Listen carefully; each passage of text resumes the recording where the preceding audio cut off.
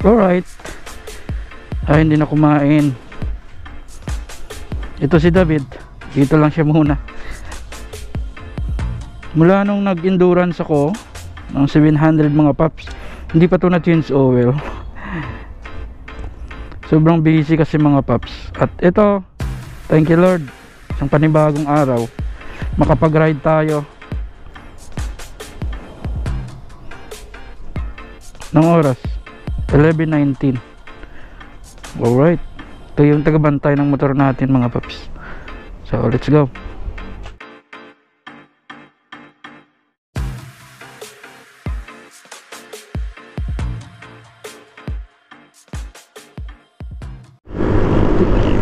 Asfaltado na pala yung kalsada dito mga paps, galing sa ano, sa Santa Barbara papuntang Lapayon, going Liganis.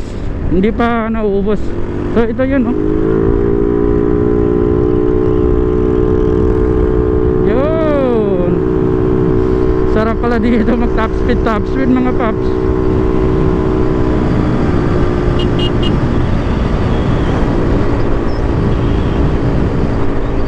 Nakakamiss yung ride na ganito.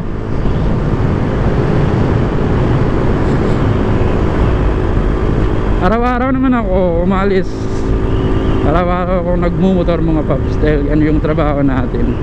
Pero iba kasi yung ride na ride talaga. Pero yung ride na to mga paps ay may purpose naman. Sa transaction ko ngayon yung tiyuin ng tropa ko, yung tiyo ni Bro Ray mga paps, doon sa Barotac Viejo. Kaya doon ako pupunta. Last week pa sana to, kaso yun nga, busy tayo, daming schedule. Ngayon lang natuloy. Galing pa ako ng San Joaquin mga paps, biyahe pa ako ng mga more than 75 kilometers mula San Joaquin papuntang Pabia. At ngayon ay estimated ko na tatakbuhin ay ganun pa rin, mga 75 kilometers din. Di ko lang sure mga paps, pero parang ganyan kalayo yung ano yung Barotac Viejo from Pabia mga paps.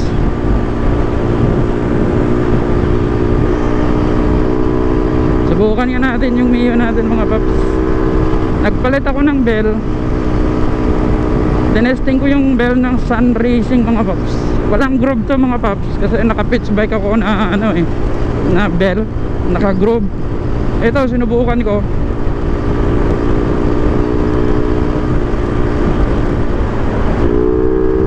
Parang same lang naman. Parang hindi mo naman ramdam yung pagkakaiba.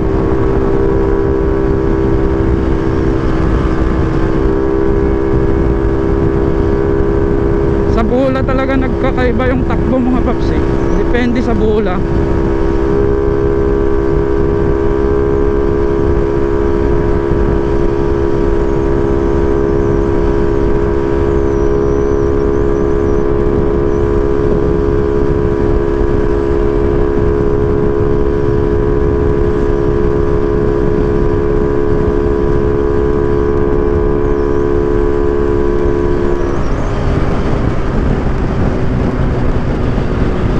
Mararamdaman na natin yung yung loss compression ng ating motor mga paps. Kaya yun na ang dahilan kung bakit tayo nagpagawa ng piston mga paps, kasi kailangan ng palitan. Kasi mararamdaman naman talaga natin yan na naglo-loss compression na, tapos yung oil natin ay umiiba. Parang mabilis siyang mabawasan mga paps.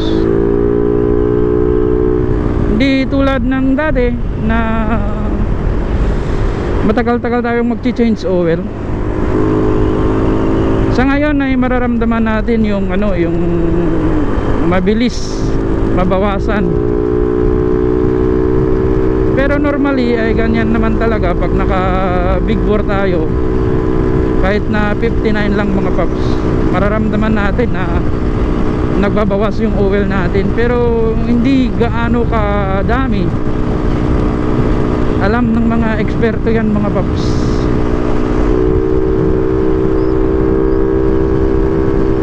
Kaya yun. Sulit naman yung upgrade natin kasi mga more than 6 months naman yung gamit natin. Everyday tayo bumabiyahe na gamit to mga paps. Kaya walang dahilan na hindi tayo kailangan magpalit ng piston. Piston ring lang naman yung diferensya dito mga paps.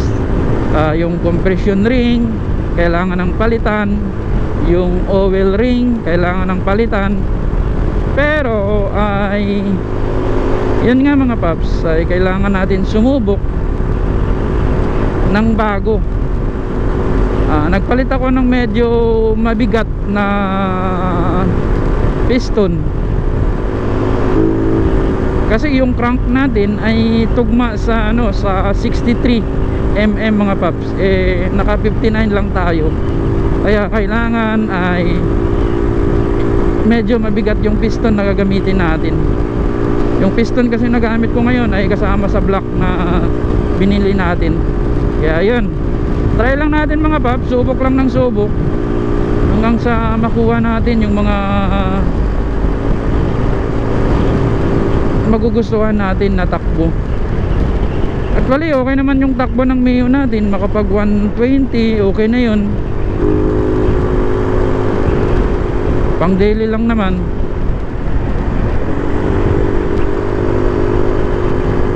Actually mga paps, papasok na tayo ng Barotac Nuevo. Maraming bayan pa tayo na madadaanan bago yung Barotac Viejo.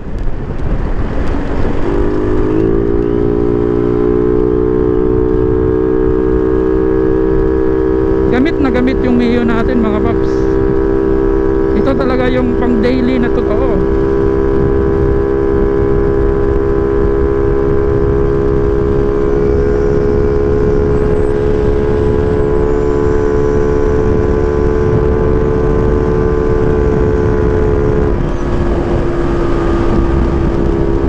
Malakas yung hangin. Right mga paps, dito na tayo sa ano to, Banate.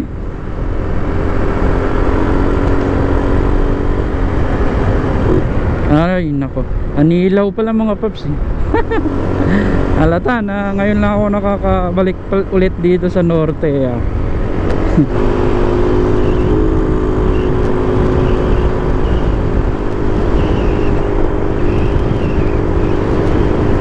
Anilaw, Banate.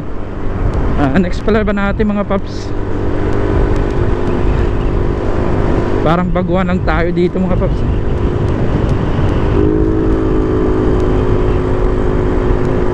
Dami palang mga kalsada dito na nire-repair mga paps. Yun dami nito mga paps. Mula pa doon sa Barotac Nuevo. Kaya ingat-ingat kayo pag nagra-ride kayo dito mga paps. Yun na yung San Rafael, yung palagi namin pinupuntahan. Kailan kaya ulit kami makapunta doon nakasama yung mga grupo ng 135? Hindi ko naman mamimiss yung takbo ni David kasi sa takbo ni Muraya ay satisfied na ako mga paps. Okay naman siya.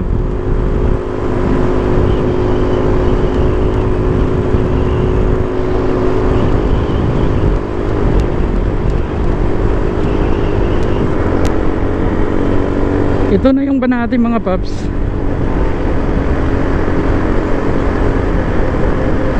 Batang bilis lang natin. Next nito mga paps Barotac Viejo na. Parang hindi ata 75 kilometers to. Parang 30 kilometers na lang to mga paps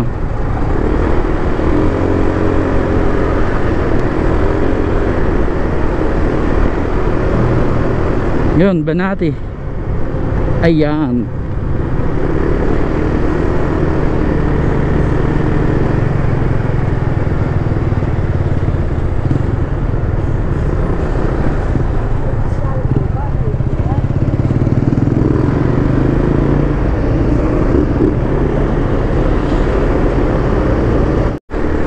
At dito na nga tayo sa Barotac Viejo.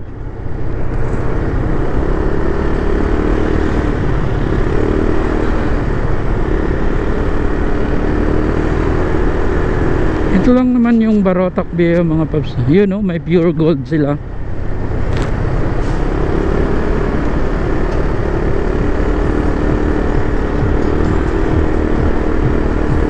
Siyempre hindi mawawala yung 7-Eleven kahit saan ano. Pero sa Ilocos mga paps walang 7-Eleven doon ano. Yun yung experience ko doon kasi wala akong may nakitang 7-Eleven sa Ilocos Sur at saka Norte.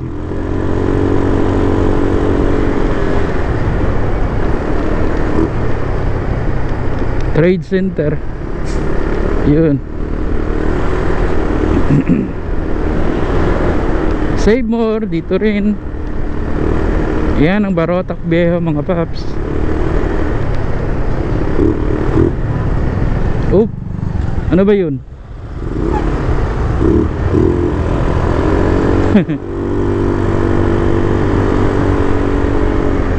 Rosie. Yan. Alalay. Yun. Kailangan alalay tayo mga paps. Yan minsan yung ano yung dahilan ng banggaan.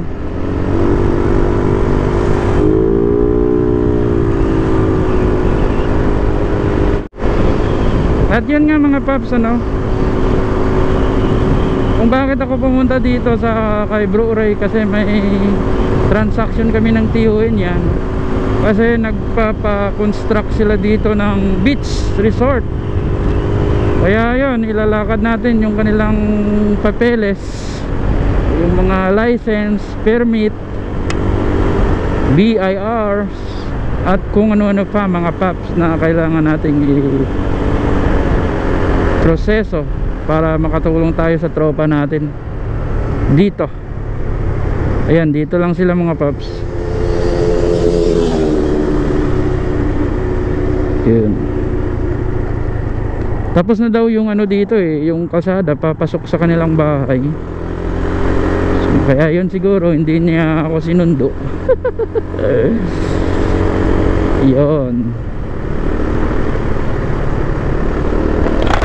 Ang ganda dito ang view. Mabuti at pinagbigyan tayo ni Lord ng magandang kondisyon ng katawan. Hindi tayo naantok, hindi tayo napagod kasi doon pa tayo galing sa probinsya man rin namin sa San Joaquin. Medyo malayo rin yun mga paps. At nakapagbiyahe pa tayo dito, natuloy yung pag-meet up namin ng kanyang tiyuin mga paps, kasi last week pa ngayon. Uy, maganda yung ano rin pala dito, yung hangin.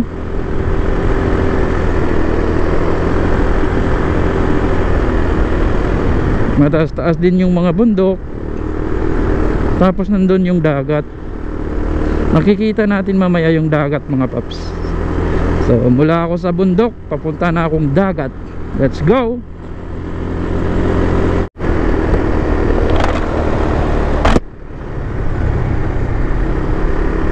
So ito na yun, yung kalsada na bago. Ito yung diretso sa kanilang bahay. Try natin. First time.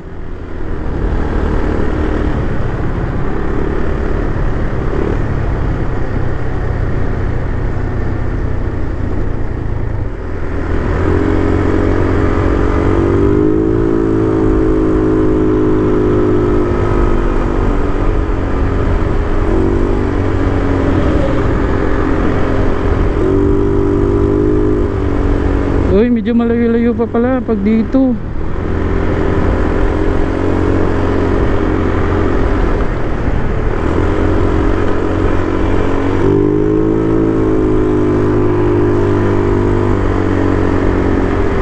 Ang ganda, wow.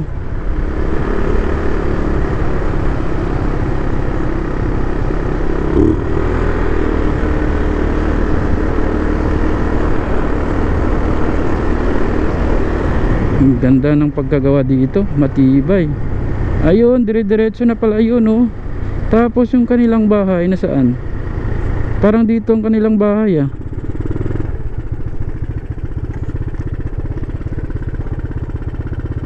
Saan ba yun?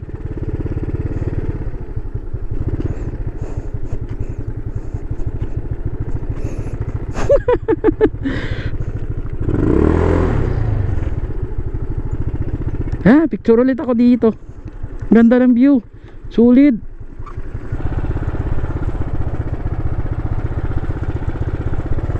Baka mahulog tayo dito, ano? Doon pa sa dulo. Let's go, let's go. Ang daming buhangin. Chill lang.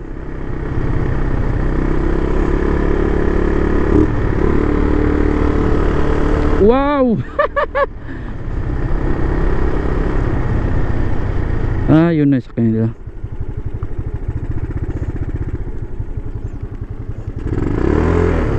Ayun ang bahay nila, oh.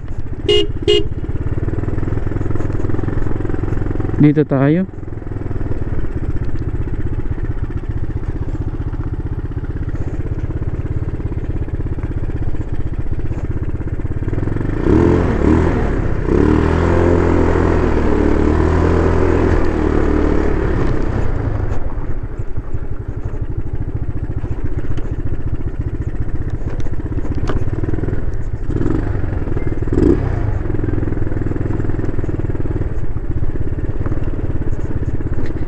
Ayan na si Mayor.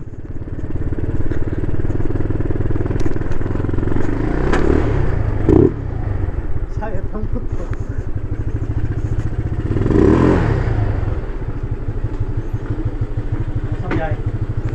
Okay lang.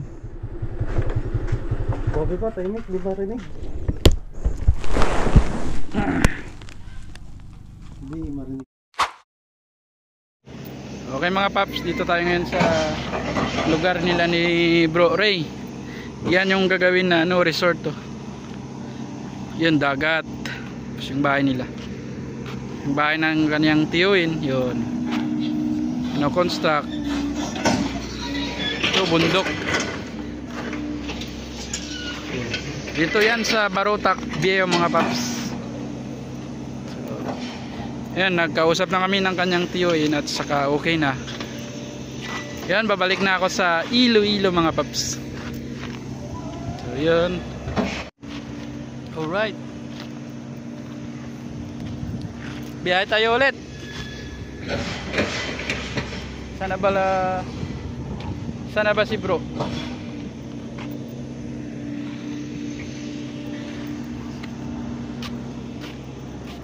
May kinoconstruct dito na kalsada.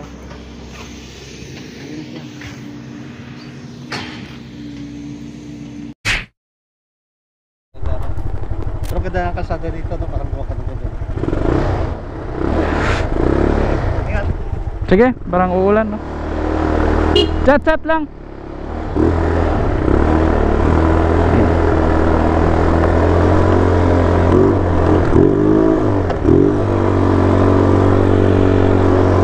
So ayan na mga paps, uwi na tayo.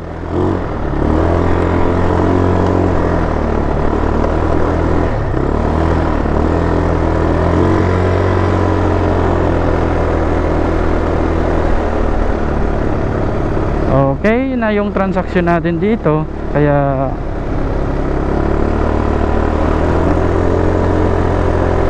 dito ko na lang tatapusin yung vlog ko mga paps. Sinare ko lang yung biyahe ko ngayon. Daming gumagawa, ano? Ilog, oh. Yun. gumagawa sila ng kalsada.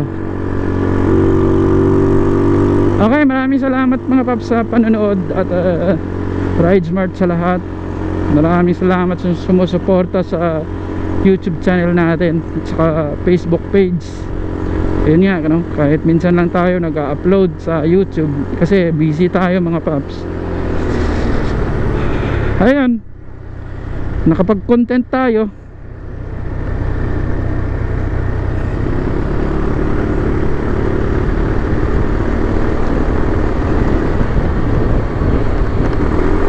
Okay, hanggang dito na lang. Ride smart ulit. God bless. Peace.